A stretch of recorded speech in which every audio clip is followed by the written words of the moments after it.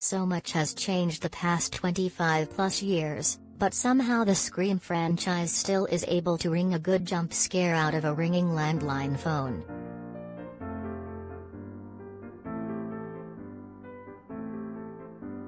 With new blood and familiar faces, Scream, half out of 4, rated R, in theaters Friday, dusts off the old formula and makes a few tweaks as the 5th installment in the long-running meta-slasher horror franchise.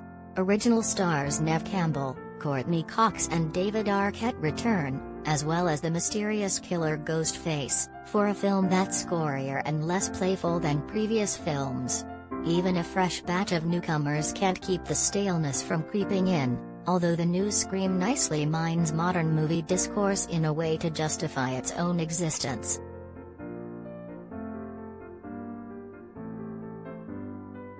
The 10 most must-see films, from The Batman to Scream.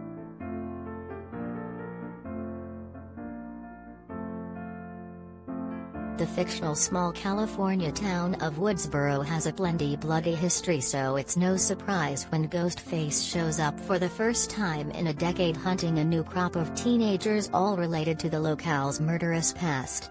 After Tara, Jenna Ortega, is attacked in the film's signature violent opening, her older sister Sam, Melissa Barrera, who got the heck out of Dodge years ago, for non-Ghostface reasons, drives back to Woodsboro with her boyfriend Richie, Jack Quaid, in tow.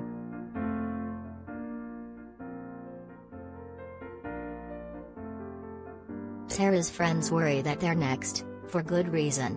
They're either connected to someone from the earlier movies, for example, Wes, Dylan Minnette, is the son of Sheriff Judy Hicks, Marley Shelton, reprising her Scream 4 role, or an archetype of past characters, a la horror fiend Mindy, Jasmine Savoy Brown, who walks her peers through the rules they need to know to survive.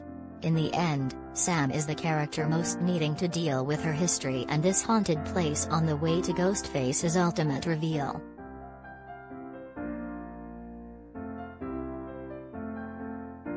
David Arquette talks wrestling and finding self-respect.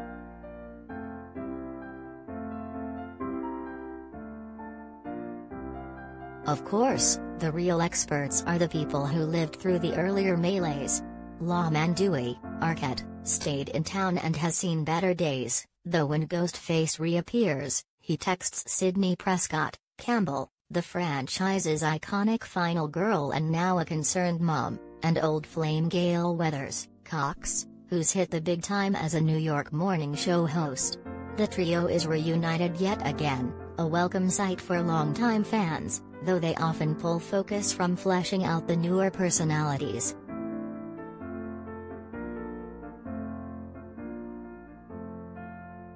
Directed by Matt Bettinelli, Alpin and Tyler Gillett, the duo behind the devilishly entertaining horror comedy Ready or Not take on a Scream movie that knowingly tackles the requel, Hollywood's favorite new way to freshen up franchises with an installment that's both reboot and sequel akin to the new Halloween and Star Wars movies. The latter especially seems to be an inspiration. Scream, Ghostface Awakens would have been an apt title.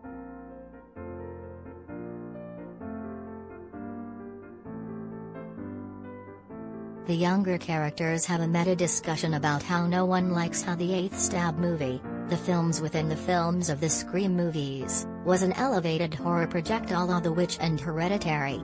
And like 2011's surprisingly good Scream 4, the new film tackles real-world culture in clever fashion.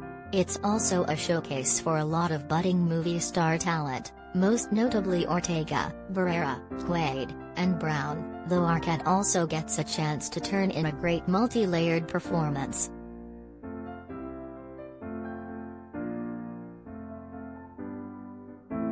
Clearly far from the worst the franchise has offered, sorry, Scream 3, and not quite to the level of the late Wes Craven's innovative 1996 original, Ghostface's latest slice and dice through Woodsboro checks all the appropriate boxes though lacks some of the quirky fun that marked previous entries. Sure, there are plenty of one-liners, callbacks and gruesome kills barreling toward a revelatory ending that makes up for the missteps, But Scream misses a chance for a joyous stab at something truly new,